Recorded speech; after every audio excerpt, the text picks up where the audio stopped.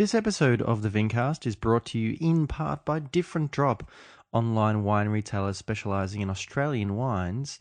That's pretty hard to find these days, usually because they're made by small, up-and-coming and innovative winemakers around the country. Typically, you'd only find in the top restaurants and bars rather than in your local wine store. So the guys at Different Drop have done an amazing job sourcing some of these fantastic but hard-to-find wines and put them all onto their website at differentdrop.com.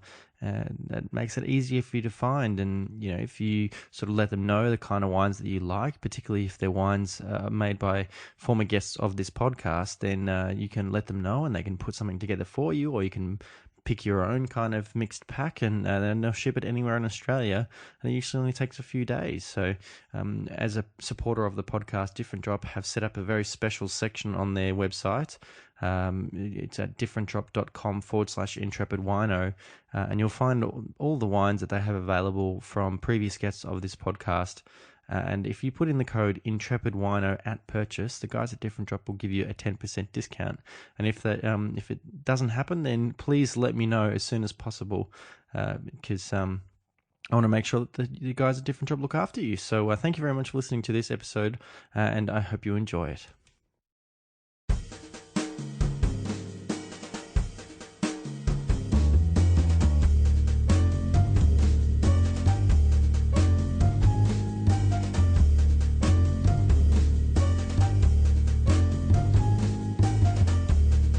On episode 78 of the Vincast, I chat with Daniel Fischl, viticultural consultant extraordinaire and one half of the Linnaea Wines story.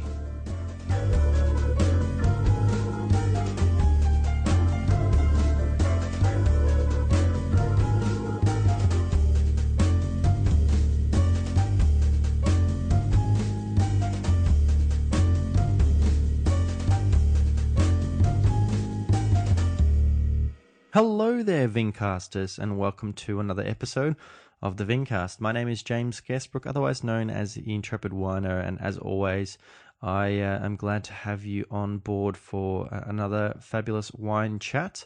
As Australia's premier wine podcast, it is an honour to have so many fantastic and engaged listeners, as well as so many fascinating guests to share their story. And I've got another absolute doozy for this week. I was recommended by the wonderful John Pfister, the guy behind Exceller Agencies here in Melbourne, to get in contact with Daniel Fischl, who is sort of behind the Linnaea wines with his wife, because apparently he was not only an amazing winemaker and viticultural expert, but also had a really fantastic story to share. So I got in contact with Daniel, and we've finally been able to find some time to sit down, and it was great. I learned a lot about his background and his opportunities, particularly around the world. So I hope you do enjoy this episode of the Vincast. Please stick around till the end of the episode so you can find out how to share your impressions of the episode with both Daniel and myself. But until then, I will see you on the other side. Daniel, thank you very much for making some time to be on the Vincast. Obviously, with all of your work and travels and stuff like that, I appreciate you being able to be available, and welcome on the Vincast. It's my pleasure, thank you. So, as you may be aware, I usually start every episode by asking my guest if they can remember the first interaction with the wine that they had that kind of set them on the path. Yes, I've got several collective memories that seem to have added up to a unique experience, a unique entry into the industry. Yeah. As a kid, my parents always had a bottle of Blue Nun open on the dining table, and we would always sneak in and drink some of that. Now, I would like to know where you grew up. So I grew up in Sydney. Okay, so yeah, up on the North Shore of Because I was never sure if Blue Nun was actually available in Australia. It was, yeah. I remember it quite succinctly. I think it was all about the packaging and never about the contents. Sure. But after my brother and I got into it, there wasn't much content left anyway. So it was pretty sweet. Yeah, sweet and pretty easy to drink, I think. That was their alternative to boxed wine. Yeah. And then I believe on my 13th birthday we were in Rome with the family, a long-awaited holiday, I guess, and it happened to be my birthday, and my parents were looking the other way, and I happened to have a really nasty hangover. at the age of 13. I don't know. I'm not sure what was consumed the night before because it's all a bit blurry, but the experience in the next morning wasn't particularly pleasant. I know that. And the professional interest came. I was living in California in 1996. I moved to California to do a PhD in plant molecular genetics, and by chance I happened to end up doing a research project on grapevines. The building was part of the Department of Viticulture and Enology, even though my actual department was something different. I was working with some of the post-harvest people, looking at storage of fruits and vegetables.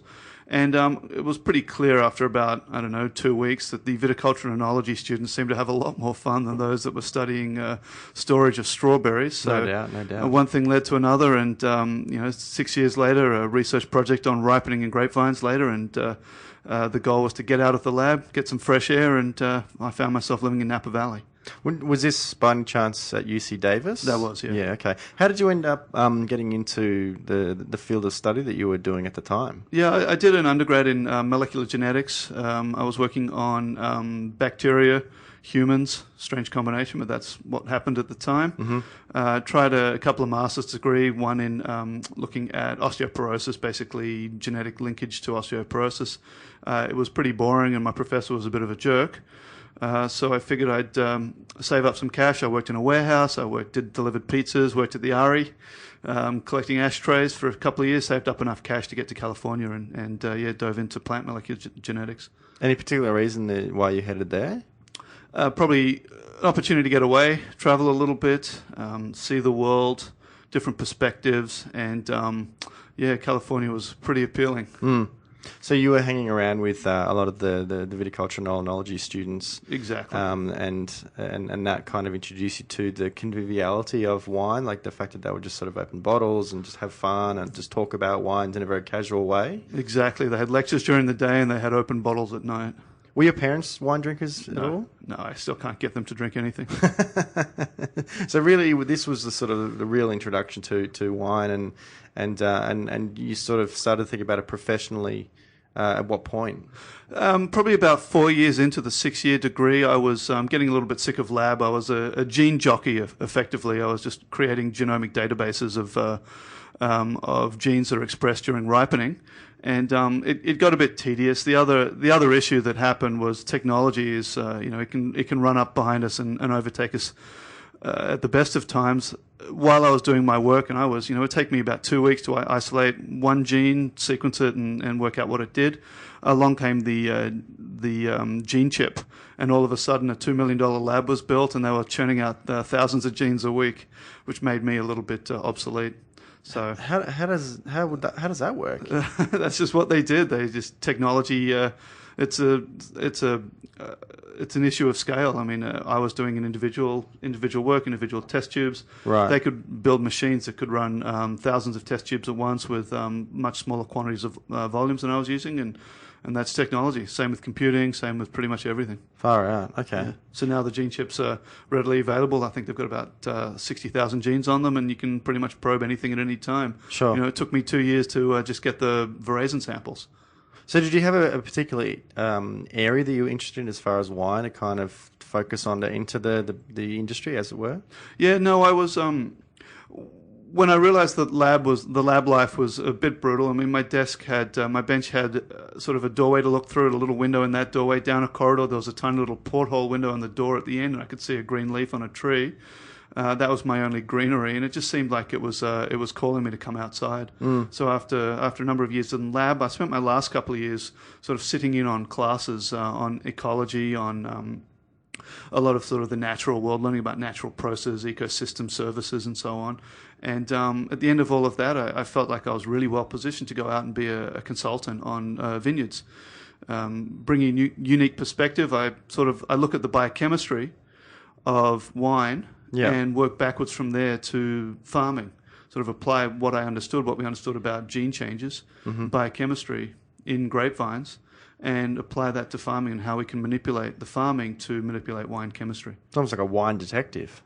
I guess. Like you look at the evidence that you have and let's reverse engineer this and let's work backwards and sort of see where it might have come from. Exactly, except in this case, we're actually the ones doing the killing. Yeah, okay. Maybe you should be in True Detective Season 3. Hope so. I've got a good face for radio. I know that much. So, how did you start working out in terms of like where like you mentioned the Napa Valley? Yeah.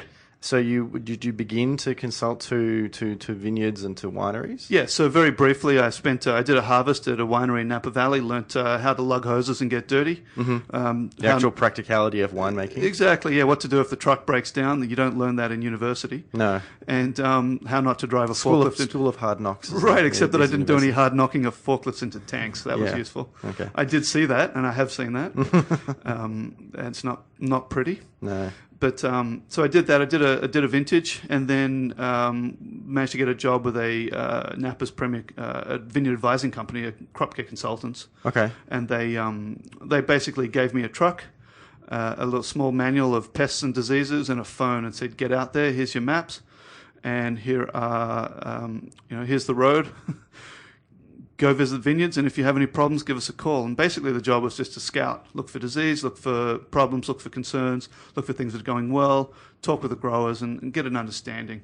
One of the things that's great was you learn really quickly when you're given no supervision, or minimal supervision, and you get to talk to the people who have been doing it for 20 years. Yeah, of course. Their hands are dirty, they've done it forever, they know every vine inside and out. They may not know the science, they may not be educated, but they know their piece of land. But they're educated. They're far more educated than you are. Yeah. When it comes to that piece of land and those vines. Yeah, yeah. And so you can learn a lot just from talking to people. So were you going around to vineyards of your clients, or just all vineyards? No, all around Napa. So I was given about 3,000 acres. What's that? About 1,200 hectares. Yeah. And that was about 60 vineyards, and I had to loop that in a week. Wow. It was impressive. Sure. A lot of time in the car. And did you enjoy sort of living in that was fantastic. In that area? Oh, Napa's great. Napa's a great place to visit. We lived there about 10 years. I moved in 2010. I moved back to Australia. I still continue to work in Napa Valley. Yeah. Through last year, in fact. Yeah. And it's a beautiful place. I mean, perfect vineyards, perfect food, great wines. Mm-hmm. It's not a bad place in the world. And the Latino farmers are just an immaculate people. They're beautiful people. They're a really hardworking culture. They're very. I really hate that kind of that stereotype of, like, most commonly Mexicans as being sort of lazy. No, they're the hardest working vineyard. They're actually the hardest working people in the world. Yeah, no question. The vineyards are immaculate. They love what they do. They take care of it, even though they're woefully underpaid. Some they're forced to live in multiple families in the same house. They still they get up every day at 4:00, get out to the vineyard and get the work done, and just a beautiful people, beautiful culture. Mm. So this really gave you an opportunity to really learn as much as possible about the actual vineyard and kind of different parts of, for example, the Napa Valley and the nuances of elevation aspect, that sort of stuff. Did you really try and make the most of that experience? Yes, I did. And in fact, I worked for crop care for 2 years. And one of the vineyard management companies in Napa, David Abreu Vineyard Management, he's called vineyard manager to the stars. And basically, he was the guy who's one of the pioneers in Napa, involved in farming all the really high-end vineyards. Right. Screaming Eagle, Harlan Estate, Colgan, etc. All the Parker darlings. I know everyone hates Parker here, but all the 100-pointers. David farmed all of those. He replanted all of them. He planted them. He did all the work for them. He came calling and said, I was about to take an advisory role at crop care, and David said, why don't you come do the same thing for me? So I became an agricultural scientist with David Abreu Vineyard Management, and that was great, and it gave me access to already immaculate vineyards. My job there was to focus on ways to keep him ahead of everyone else. Sure. So the goal was to bring the science in that I'd been studying in the lab, bring that into the vineyard and really, really focus. I was given leeway to do any kind of experimentation I wanted. Often we did that without the owners knowing about it. And just to really work hard on everything. And my responsibilities kept climbing. I was involved with all the irrigation, fertilization, pesticides, looking at environmental remediation, trying to sort of get together this concept of the vineyard as an ecosystem, try to build something that's more sustainable. We looked at all the different technologies we could bring out to viticulture, put technology in the vineyard, bring new farming techniques in. We were the first ones to start shade clothing out in the vineyard. Now it's standard practice in Napa. We did some sap flow sensor work that really fundamentally changed the way irrigation should be done in all grapevines all around the world. And we'll talk about that later if you like. And it just gave me a good opportunity to really focus on science. Remote sensing was another part of it. So coming out of that, I worked there for up until last year. In 2008, we started consulting on my own, started adding other people's properties, and really focusing on high-end vineyards and how to sort of improve the quality of high-end vineyards. Just on the topic of ecosystems, I'm interested to sort of hear what your opinion is. Myself, having visited not only the Napa Valley, but a couple of the other high-profile regions in California, I'm interested to hear what you think as far as monocultures, like as far as because I found that the Napa Valley, more than most of the regions I visited in the world, to be very, very heavily planted to vineyards. Yes. And I'm just sort of interested to sort of hear how biodiversity is introduced into vineyards in that kind of environment. Yeah, that's a good question. Napa is heavily planted. You actually can, in several spots, and I can show you if you want, stand with your foot on 4 different vineyards at the same time, all of which are $200 to $1,000 a bottle. But it is the land, the available high-end land there is pretty much fully taken, and the county doesn't allow any future expansion. That's good. Into new areas, yeah. So it is a monoculture. Grapevines are a monoculture, and in fact, they're a worse monoculture than most agriculture, because some of our clones are, 800, 1,000, 1,500 years old, our varieties. We haven't changed them genetically in that time. And you look at a disease like powdery mildew, that's going through multiple generations in a single year. Yeah. So grapevines are really up against it. They don't have the opportunity to engage in this genetic warfare, this back and forth, where one system changes its genetics to overcome the other one, then the other one changes its genetics to fight back, and you get this kind of predator-prey relationship. In the natural world, that doesn't happen with grapevines. So you've now got this monoculture, and what we try to do is we try to change the environment all around that so that we mitigate, we offset the effect the grapevine really does have by being such a genetic grandparent. Ways we go about that, the ways I was going about that, I was, whenever we did a new vineyard development or a redevelopment where we'd rip out the old vineyard and replant it, I would start by looking at the land around it. What's the environment? What's outside our fences? One of the important things is not just how does a vineyard affect the environment outside of its fence, but what outside of the fence is going to affect the vineyard inside. What's coming in, basically. You're looking at the flow of nutrients, the flow of insects, the flow of animals in both directions.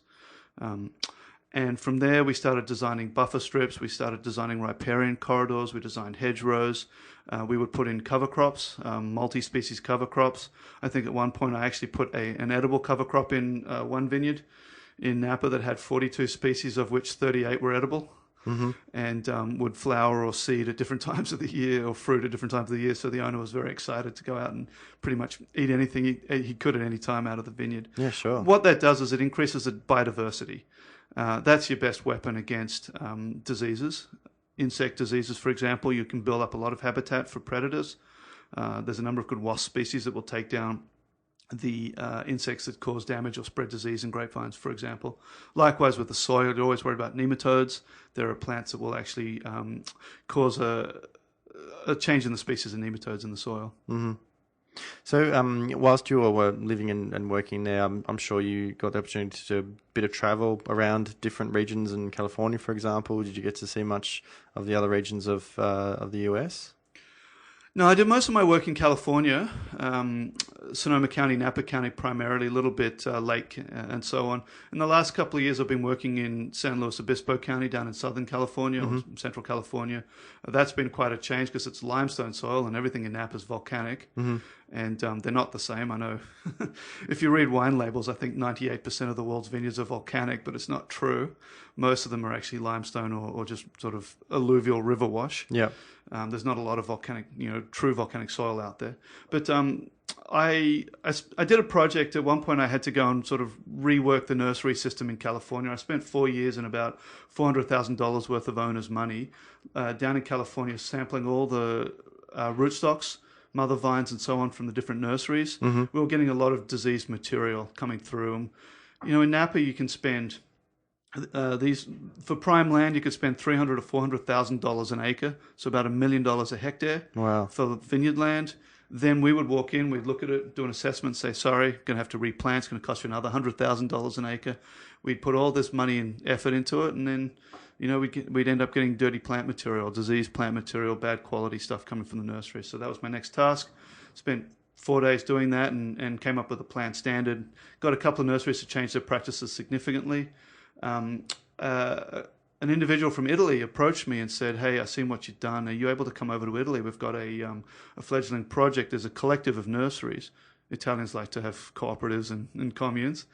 And there's a collective of nurseries with a research plot. Come out, have a look. We want to try to hone down materials. We want to improve the practices, improve our cleanliness protocols, and see if we can get 5 or 10 different good clones of Sangiovese, Nebbiolo, Cabernet, Merlot, Cab Franc for both the Italian and the American market. Right. So I got flown over to Italy for a week, which was great. Yeah.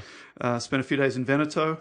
I think one day I was we were sitting at Lake Garda, just eating at midnight, as the Italians do, drinking some good wine, and somebody pulled out a bottle of really nice Nebbiolo, a Barolo, in fact, and I hadn't seen Barolo that good before. I asked where it was from. One of the guys said, it's we supply this winery. I said, this is amazing. We should go look. They're like, all right, let's do it. So at midnight, we jump in the car. We drive across the top of Italy, end up at dawn in Piemonte, get up to the winery and start chatting.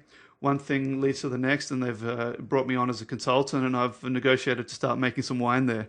Wow. So that's how our Linnaea brand started making Barolo. Did Linnaea exist before that? Yeah, we were making a Napa cab. Started in 2008. We've been doing a Napa from Howell Mountain. So, how did the Linnaea story actually start? Like, did you kind of have an idea, or did someone suggest it to you, or did you? And where did you get sort of the idea? I'm not sure if you are the winemaker necessarily, or if it's collaborative. But where did the Linnaea story sort of originate? And this is whilst you were still, working as a consultant, of course. Right. So exactly. So I was still working as a consultant. I'd met my wife in Davis, and we'd moved together unmarried. She's now my wife. We lived together for a number of years in Napa, and she's a winemaker. So she was a consultant winemaker as well. We spent all our time making other people's wine, growing other people's grapes, and we thought, why don't we dive into this as well? It's a good place to sink all your money, to lose all your cash. So we did it. It's a fun way to spend a fortune, isn't it? Oh, it's great. It's really brilliant because you sink your money in, and about 7 years later, you get the opportunity to make that first dollar back. Yeah. Meanwhile, you spent on the next, the in between 6 vintages. And you can't stop just in case you are successful, because you then need to have more wine for the future. Exactly. So great place to sink your money. Anyway, so we started Linnaea. Just started it small with a single Napa cab from Howell Mountain, and so it's just the two of us. Like I said, she's a consultant winemaker. She'd been working in Napa for a number of years. And then, so did she consult to different clients, or was she working for a winery? We actually had some overlap. We actually had some overlap in Napa. She was working for a few of the clients that I did. I ended up working for her, which was an interesting experience. Yeah. She was out there telling me what she did and didn't want in the vineyard against some of my judgments. Sure. But it worked out obviously well enough for us to get married and start 2 businesses together. Still happily married with 3 kids under 7. Mm. And so that's where it started. It was basically just a small project. We only wanted to make anywhere from 150 to 350 cases of any given wine. Yeah. Just basically through the consulting, through Ear Trumpet Consulting, I had access to a lot of different vineyards around the world. I was fortunate enough to be able to start traveling after Italy. I started working in China, in Israel, in Mexico, and a number of other countries. I've been invited to Portugal and a few other places, Russia, which I've declined, and we basically. I'm sure there are slightly less volatile places in the world you could work. There are. Ukraine was an offer as well. I also declined that one. Anyway, so we basically I get access to a lot of different vineyards, and so what I do is if I see a parcel I really like, if it's a wine we really enjoy, I'll talk to the owner and say, hey, listen, I'm consulting on the property. Is there an opportunity to make a little bit of wine from it? We'll take a small parcel of their wine, and then we'll actually go and make it in their winery. Okay. So we don't, we're the generation that's overeducated and undercapitalized, and so we don't own the winery, we don't own the land, but we make the arrangement. I get to consult on the grapes, so it's done under my jurisdiction. Mm-hmm. We fly over to wherever it is, and we spend the vintage there. We actually make the wine, paint a little line on the ground, saying to the owner, don't cross this line, this is our stuff, this is our corner, we'll make our wine and then bottle it up and ship it to Melbourne. Wine Companion is one of the most comprehensive wine resources in Australia, with amazing information about all the wine producers, the wines they produce, tasting notes, vintage reports, not to mention interesting articles about the people and the places that behind the wines that you possibly drink on a regular basis. But did you know that Wine Companion has an amazing array of different packages that you can actually take advantage of? So you may only want access to the amazing website resource, which has got an amazing repository of tasting notes and scores for wines. You may actually be interested in reading the regular magazine, or perhaps you would actually like to get both those and the 2016 edition of the Wine Companion book.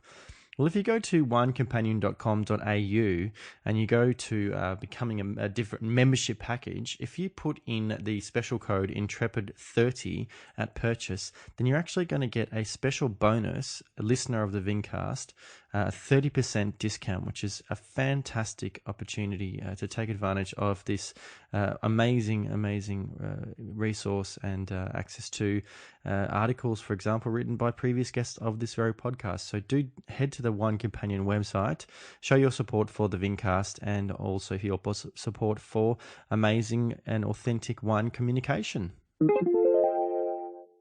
So going right back to the initial idea about Linnaea, was there a particular kind of philosophy you had in mind as far as the winemaking? Of course, I'm sure that as far as the viticulture, it was in line with what you were consulting, what you were sort of telling, making advice to the actual owner of the vineyard. Exactly. But as far as your wife, then partner, I guess, and how she wanted to express the wine herself, did she have a particular idea in mind?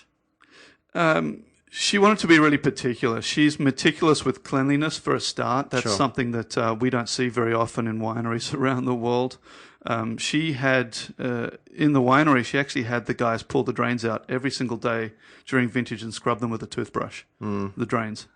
That was part of the cleanliness protocol. She's just meticulous about that. Doesn't like bacteria, clearly. Well, no, she loves bacteria. I mean, good bacteria, healthy bacteria. Right, exactly. The whole point is to foster an environment, just like in the vineyard, where you want to foster a positive environment where all species, all organisms are working together for a positive outcome. It's the same thing in the winery. All the wine making is native fermentation, with the exception of Italy, where they told us native fermentation was okay, and then they told us that it's not. No.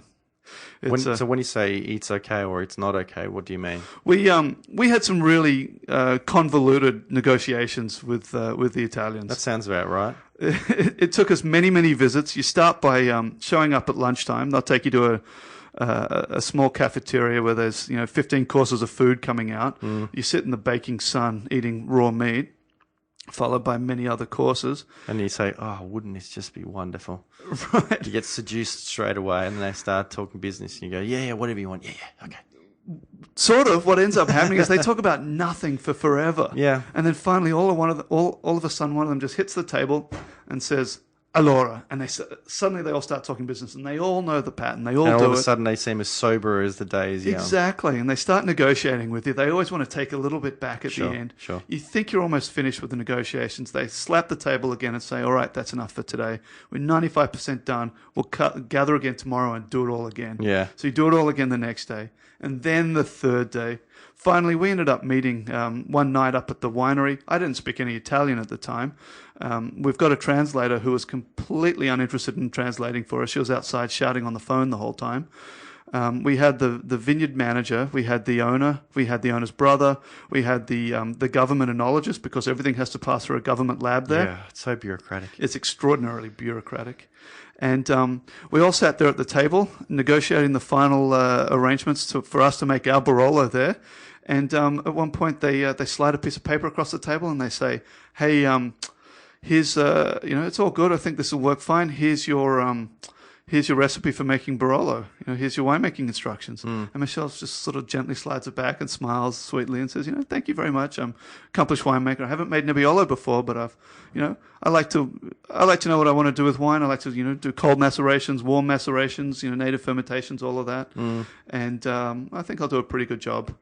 And they go, no, you need to follow this protocol. And we start arguing back and forth about it. That's the DOCG. Right, and exactly. And so it ends up being around the DOCG. They say, eventually they can see this might make good wine. I mean, she had to draw it out. She had to draw pictures of it. She had to say, this is what I want to do. This is when they're like, finally they say, all right, this will probably make good wine, but we can't guarantee it'll fit DOCG. And so exactly. Say, all right, well, we'll take that chance. And they say, okay, that's fine. And so she says, and I want to do native fermentation. We were just down at winery, I won't say the name, winery XYZ down the hill.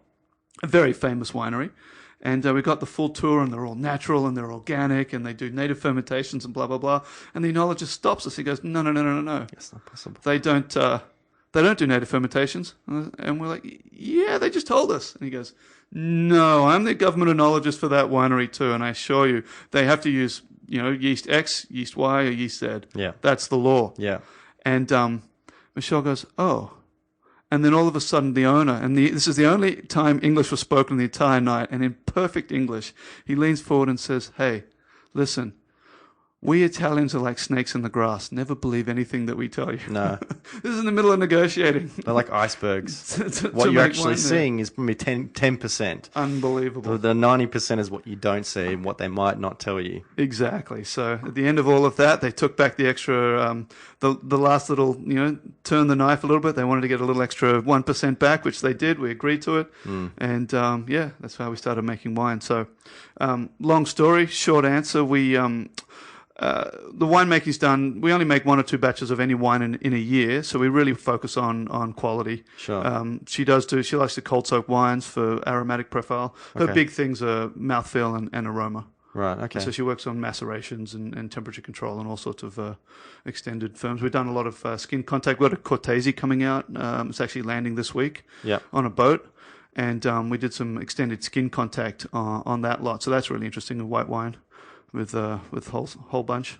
So with the Linnaea wines, as sort of time has passed, have you, or right from the start, have you worked quite collaboratively as far as she's completely across all of the stuff that's happening in the vineyard and you have the ability to sort of have some input in the winery, or you sort of, is it like a team where you kind of go, yeah, I trust him to know what he's doing in the vineyard and he trusts me to know what I'm doing in the winery? Yes and yes. We learn from each other. She's pretty comfortable with what I can do in the vineyard, and I'm now pretty comfortable with what she does in the winery, mainly because in the last couple of years, since child number 3 came along, it's she kicks me in the butt, says, get on a plane, go bottle the Barolo, and then sends me over a 7-page, single-spaced, double-sided instruction on exactly how to do bottling to make sure everything's perfect and immaculate. So I've been doing that the last couple of years, but when it comes to the winemaking, her skills and her knowledge are just extraordinary. I step back and let her do her thing. So, as it stands, how many different wines might you have in different parts of the world at any given moment? It's a Napa Cab. Yeah, it's a Cabernet from Napa. We've got a Napa. Is it 100% Cabernet Sauvignon? No, it's the most recent. The one that's in the market right now is the 2009, has 4% Petit Verdot. Okay. Petit Verdot adds a little bit of perfume and adds a fleshiness to it. Sort of adds a bit of mouthfeel. Sure. Fattens up the palate. We have a Heathcote Cabernet that's also in the market. That the current vintage, which we're actually running out of now, is 100% Cab. We're moving to a significant percentage of Petit Verdot. I think the next one's 8%. Interesting. Cabernet from the Heathcote region. A region probably better known for Shiraz. Right, really good Cabernet from the area, no question. Which part of the Heathcote region is it in? Northern end, up by Colburn-Aben. Okay. It's on the famous red soils everyone loves. Precambrian? Yeah. Everyone loves the soil. It's not that good a viticultural soil, by the way. I've seen a lot of different soils around the world. I've seen from the extremely alkaline to the extremely acid and everything in between. Mm-hmm. And Heathcote's okay. It's pretty good. Yeah. It's a good combination of soil and climate. It does make for great wines. Sure. It's not. If I had to choose one soil in the world, I probably wouldn't choose that as the first choice. But it does make good Cabernet. We do like red soils in Australia, though. Between the Precambrian and the terroirs, and the red soils in the Barossa Valley over in WA, we love that red soil for some reason. Yeah, exactly. It's like southern Italy. They love red soils. Yep. I don't know why, but it's true. It's a phenomenon. Okay, so so what else? And then we've got a Moscato d'Asti. So we've got two sites in Italy we work with in Piemonte. One is the Barolo site, which is just in Castiglio and Folletto, just down below the town of Barolo. The vineyard actually straddles the border between Castiglio and Folletto and Monforte d'Alba. Sure. Part of the Busia crew, but it's not strictly Busia because there is a little bit of the Castiglio and Folletto in the blend. Okay. It's a 5-hectare property. I get to pick and choose where our parcel comes from. So if it's a hot year, I'll go to the east-facing side, pick a little bit more of that, and less of the west face, and so on. Okay. And then we have a second site that we work with in a cold saddle up in the Monferrato Hills. The vineyard there makes a number of different wines. We make a Moscato d'Asti out of that region. We're contemplating a Bracchetto d'Acqui, which I think is really great. I've had a lot of sommeliers ask for it, but I can't convince my wife to make it. She just doesn't like Bracchetto. Well, it's weird because so much of the consuming public think of Moscato d'Asti as a pink wine, whereas it's a white wine. It's totally white. Bracchetto d'Acqui is much closer to what they think of as Moscato. Yeah, it's Moscato with a bit of tannin, I guess, or a little bit of chocolate to it. Yeah, exactly. It's a really interesting wine. I actually really like it, but we're at odds on that one. Sure. If I can convince her... Moscato has a name, though. It does. Whereas Bracchetto, people go, what's that? It's like, it's Moscato. Well, why don't you just call it Moscato? It's because it's not Moscato. Well, when Bracchetto appears in a rap song, then we'll jump on top of it and start making it. Once Bracchetto goes viral. Exactly. And then we started this year making a Cortese. Okay. It's actually there's actually a DOC in the region called Cortese del Alto Monferrato. Sure.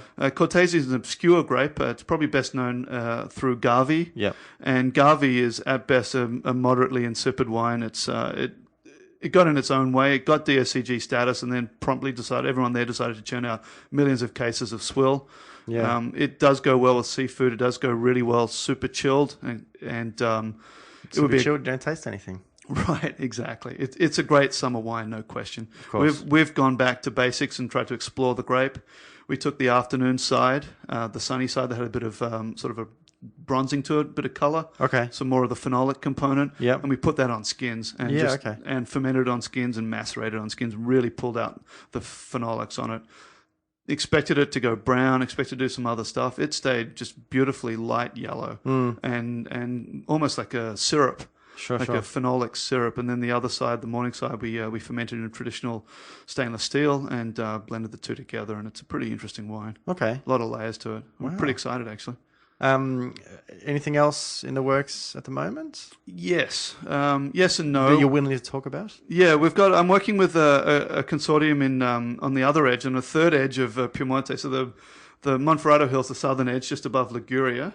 The Piemonte, the Barolo is in the sweet spot near Turin. On the eastern edge near Alessandria is a region that's now becoming locally known for Timorasso, a grape that disappeared. It was planted before in the 1800s, disappeared during the wars. One guy found it, reinvented it, if you will, started planting it, and that Alberto Massa is his name. It's an interesting grape. It's like a half sibling of Riesling, and it has Riesling-like character. So early on in its youth, it has a sort of anise-like characters. It's got lots of citrus and that obscure minerality, that term that no one can quite put the biochemical footprint on.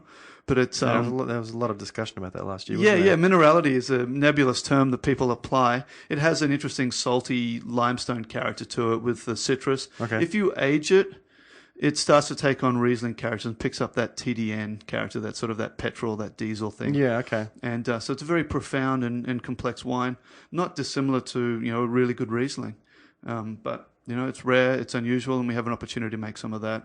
Unfortunately, the DOCG there requires 3 years in bottle, 3 years from the winery, so it may end up being just like Barolo. Okay. In terms of it'll take forever to actually get to market.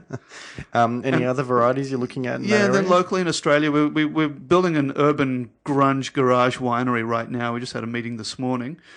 Should be ready for vintage if all things go well. It's a secret location, a secret spot in the inner burbs.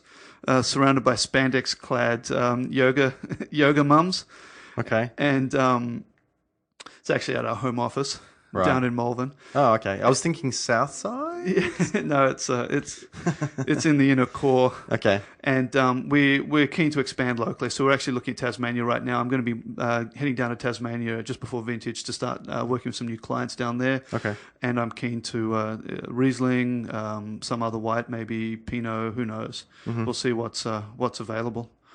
And so the consulting business, you started your own business when? Right, 2008. So I was working with David Abreu. I was working with Screaming Eagle and Harlan Estate and so on. Wow. You know, these $1,000 wines. Yeah. $1,000 a bottle. Mm. And had people starting to ask me, can you come consult on my property? And I was contractually obliged to him. Sat down one day, said, listen, you know, I'm getting these requests. What can we do about it? And he said, go for it, which I thought was very congenial and highly unusual. Mm-hmm. And so I started working with just one or two properties in California just to see how it went. In 2010, when we decided to pack up from Napa, move to Melbourne, it gave us sort of just a free opportunity to do what I wanted. So 2009, started working with the Italians. 2010 was our first Barolo. So I worked with several properties in Italy now. In 2011, I started working with a winemaker in Israel. I did that electronically for 3 years or 4 years. Okay. We even did soil analysis via Skype. We started with Google Earth, mapped out where the vineyard soil pits would be. Yeah. He got the backhoe, dug the holes, jumped in with his camera live. I sat there in my pajamas with a glass of whiskey and told him, dig here, scrape the face there, pull that off, show me that rock, take that sample, and so on. Took them all to the lab, did the analysis and, you know, sort of planned out the rootstocks and varieties and everything else. I did do my first visit there last year, and so that's an ongoing project. I'm working in China. I've been going to China sort of 6 times a year for the last 4 years as well, to a small vineyard. It's 8,000 hectares, one vineyard. That's about the footprint of a city. Well, doesn't China now isn't the largest? They've got the largest under vine, most of which is world. table grape. Yeah. Yeah, so about the 5th or 6th for wine grapes. They're not as far as wine production, and no, They're close, but they're terribly inefficient in their farming. Yeah. It's just awful. Yeah, well, they can afford to be. It's so cheap for everything's so cheap there. Right. They don't have any financial reason to be more efficient yet. Correct. And so so I go to far western Gobi Desert. That's backed up against Kazakhstan. I go there 6 times a year. Irrigation must be fascinating there. It is. It comes actually. There's a beautiful aquifer that's right underneath their feet, maybe 50 meters down. Yeah. Crystal clean water. They've got the Tian Shan Mountains right against them, and it's all glacial melt. Yeah. It was glaciers. It's now glacial melt. Okay. And it's all starting to pile up under the Gobi Desert, and it's really clean. Wow. Yeah. So that's an interesting. Sounds like site. Mendoza. Yeah, and it's a long way up too. So like Mendoza, it's they're very high elevation. And it's a fascinating part of the world. I think they're at the 50th latitude. I also go to Mexico. I go to the Sierra Madre Oriental. That's also high elevation desert viticulture. That's down at 23 latitude, which is well and truly outside the sweet spot for vineyards around the world. Yeah. So that's fascinating viticulture. They have 0 rainfall in winter. They get a little bit of storm in summertime, and everything's done by it's almost hydroponically. They're sitting in sort of this clarified sand, if you will, and they're doing everything under irrigation. And looking at these sort of environments, like I would think that if you're looking in sort of new world that are within those kind of latitudes, as you say, the sweet spots, and you can sort of look at soil types and elevations and aspect and all that sort of stuff and kind of go, well, if I compare it to Europe, I think this is the kind of variety you'd plant, or here's how you'd actually design your vineyard. When you're working in these areas that are quite different to the much more classic wine regions, it must be really, really challenging, but also kind of exciting to sort of be consulting in that kind of environment. It's a unique experience, no question. I feel very fortunate to be in that position. The range of soils is fascinating.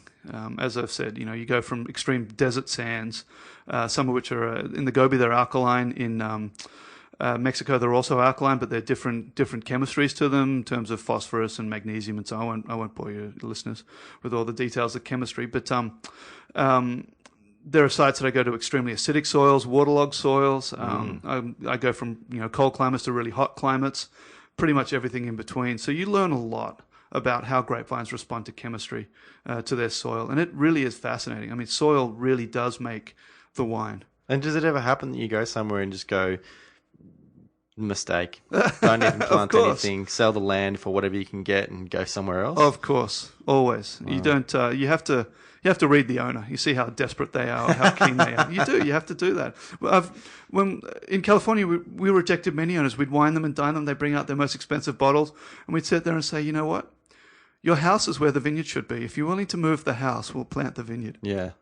And if they say yes, then they're committed. Okay. If they say no, then we're like, you know what?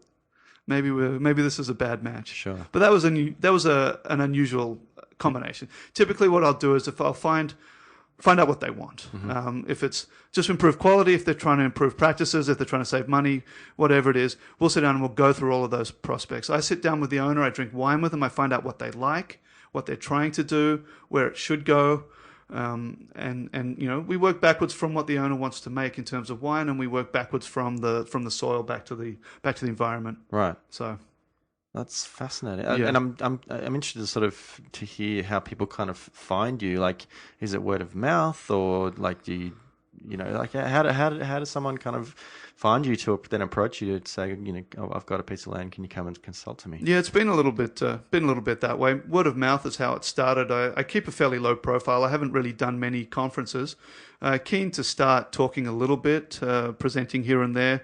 A lot of what I do is proprietary information. My research project different. That's published information. But the most of what we've done, in particular, the technology around irrigation. I was part of a group project a number of years ago that started in California, working in sap flow sensors. Mm-hmm. Basically, to explain it to distill it down in without the detail. We had an environmental stations or weather stations that measured all of the environmental conditions, wind, rainfall, temperature inside the canopy, etc., everything. A very clever plant physiologist distilled that down to one equation, which he called evaporative demand. Mm-hmm. We measured using the sap flow sensors. We looked at soil, at the vine's response to irrigation. So we had a soil moisture probe, we had the evaporative demand sensor, and we had the sap flow sensor. Basically, we looked at under different conditions of evaporative demand, under sort of the environment telling the vine, we need this amount of water to be pulled out of you. We'd look at how the vine responded based on soil type, based on soil chemistry, based on water availability, and based on the stage in the growing season. What that led to is this fundamental, and I want to say a paradigm shift in the way irrigation should be performed. And we've completely changed it. And people typically, they just go and they irrigate based on a number, or they irrigate based on what they think the vine needs, and it's all backwards. There's a period. What we're doing now is we're looking at the phenology of the vine, we're looking at the stage the vine's at, and we're irrigating based upon that. We're trying to induce periods of where the vine's very happy and periods where the vine is under extreme stress, and everything in between. And it's kind of counterintuitive. Every vineyard manager I've presented it to has questioned it. I've had to give a 3 or 4 hour lecture every time on the science of why, and we always just do a small test plot to prove. What I've found is that if we use this technique of this system, every single site in the world that I've used it to date, when it's been done correctly from start to finish, has made a profound effect on the wine and has worked exactly the same way. Independent of rootstock, independent of soil, independent of climate, independent of variety, with a few notable exceptions. Wow. And it's been really fascinating, and I don't quite understand why that is. I guess it's sort of the same thing with biodynamics. It's like, I don't really understand the science, but it seems to work, so let's just do it. Well, I can give you some food for thought on biodynamics. Okay. The biodynamic practitioners are very cognizant of the climate, cognizant of the weather, the season. They spend a lot more time in the vineyard than your average farmer. Sure. When you're out there in the vineyard doing stuff, even if you're spraying milligrams per, of material X into, kilometers of soil, which is not really doing anything, you're still out there. You're learning about the vines. You're in touch with the vines. Yeah. You're understanding their cycles. You're spotting problems, spotting disease, spotting good areas, poor areas, and you're starting to, even subconsciously, starting to manage your vines better. So biodynamics has a beautiful aspect in that. It's just about the relationship with the land. Yeah, absolutely. So I'm never against it. I love biodynamics. I think it's really useful for people to get in touch with the vineyard. Well, look, it has been a really, really fascinating chat. It's great to sort of hear about your background and all the different projects you're involved with. And so I appreciate you coming on the Vincast. As far as people getting in contact with you, Sure. do you want to just give me like websites and any social media accounts you may have that people can follow what you're doing? Sure, easy. Thank you. And real pleasure to be here. I really appreciate your time. The easiest way to contact me is through Linnaea Vineyards. It's Linnaea. Linnaea, Linnaea Vineyards. We have Twitter, you'll find us, Instagram, you'll find us, and linnaeavineyards.com website. All our contact info's there, and you can reach me just like that. Fascinating. Fantastic. And look, I'm excited to sort of try some of the wines, hopefully soon. And again, thank you for being here. Thank you very much. And thank you, dear listener of the Vincast, for listening to another episode of the podcast. I, of course, have been James Scaresbrook, otherwise known as the Intrepid Wino. And as always, you can follow me on social media. I am on Twitter and Instagram at Intrepid Wino, and you can follow the podcast on Twitter at the Vincast. Definitely head to facebook.com/Intrepid Wino and hit that like button because you then get access to links and news and photos as well. And of course, please visit my YouTube channel, which is at the Intrepid Wino channel, where I do lots of different wine tastings, and I'm hoping to do some more videos in the near future. I would love for you to subscribe to the podcast, and you can do that on a number of different platforms. If you want to get the feed, go to my website, but usually you can find me on iTunes, Stitcher, Player FM, and on the podcasts app on your iPhone. If you do subscribe, you're going to get the latest episode as soon as it becomes available. And if you do subscribe, please take the time to leave me a rating and review, share your impressions of the podcast, let me know who you might want to hear on future episodes. It does provide amazing feedback for potential listeners and also for potential guests. Of course, all the information is available at intrepidwino.com, so please come and visit me. Send me an email at thevincast@gmail.com. Please get in touch, and I'd love to hear from you. But otherwise, until next time, bye.